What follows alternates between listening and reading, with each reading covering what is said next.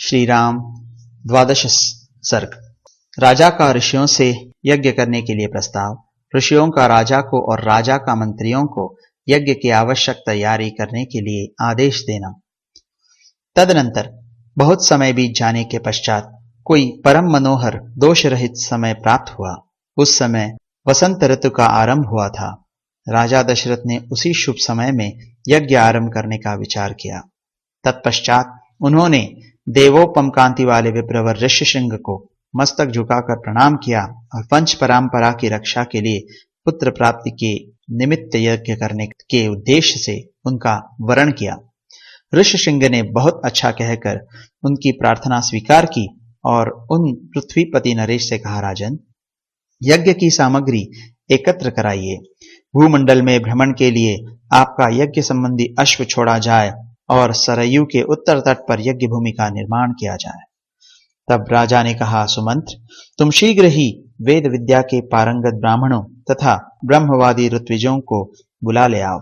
सुयज्ञ वामदेव, जाबाली, काश्यप, पुरोहित, वशिष्ठ तथा अन्य जो श्रेष्ठ ब्राह्मण है उन सबको बुलाओ। तब शीघ्रगामी सुमंत्र तुरंत जाकर वेद विद्या के परागमी उन समस्त ब्राह्मणों को बुला लाए। धर्मात्मा राजा दशरथ ने उन सब का पूजन किया और उनसे धर्म तथा अर्थ से युक्त मधुर वचन कहा। महर्षियों, मैं पुत्र के लिए निरंतर संतप्त रहता हूं। उसके बिना इस राज्य आदि से भी मुझे सुख नहीं मिलता है। अतः मैंने यह विचार किया है कि पुत्र के लिए अश्वमेध यज्ञ का अनुष्ठान करूं। इसी संकल्प के अनुसार मैं अश्वमेध यज्ञ का आरंभ करना चाहता हूं। मुझे विश्वास है कि ऋषिपुत्र ऋष्यशृंग के प्रभाव से मैं अपनी संपूर्ण कामनाओं को प्राप्त कर लूंगा। राजा दशरथ के मुख से निकले हुए इस वचन की वशिष्ठ आदि सब ब्राह्मणों ने साधु साधु कहकर बड़ी सराहना की। इसके बाद ऋष्यशृंग आदि सब महर्षियों ने उस समय राजा दशरथ से पुनः पुनः ये बात कही, महाराज, यज्ञ सामग्री का संग्रह किया जाए, यज्ञ संबंधी अश्व छोड़ा जाए तथा सरयू के उत्तर तट पर यज्ञ भूमि का निर्माण किया जाए। तुम यज्ञ द्वारा सर्वथा 4 अमित पराक्रमी पुत्र प्राप्त करोगे, क्योंकि पुत्र के लिए तुम्हारे मन में ऐसे धार्मिक विचार का उदय हुआ है। ब्राह्मणों की यह बात सुनकर राजा को बड़ी प्रसन्नता हुई। उन्होंने बड़े हर्ष के साथ अपने मंत्रियों से यह शुभ अक्षरों वाली बात कही। गुरुजनों की आज्ञा के अनुसार तुम लोग शीघ्र ही मेरे लिए यज्ञ की सामग्री जुटा लो। शक्तिशाली वीरों के संरक्षण में यज्ञीय यश अश्व छोड़ा जाए और उसके साथ प्रधान ऋत्विज भी रहें।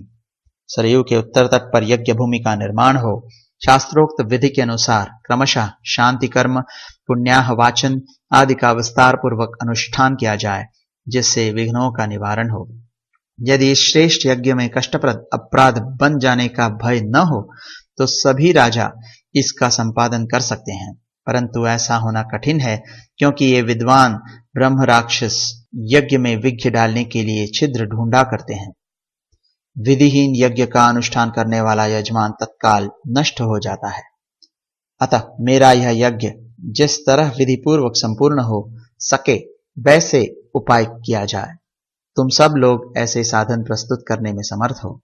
तब बहुत अच्छा कहकर सभी मंत्रियों ने राजराजेश्वर दशरथ के उस कथन का आदर किया और उनकी आज्ञा के अनुसार सारी व्यवस्था की। तत्पश्चात उन ब्राह्मणों ने भी धर्मज्ञ नृपश्रेष्ठ दशरथ की प्रशंसा की और उनकी आज्ञा पाकर सब जैसे आए थे वैसे ही फिर चले गए।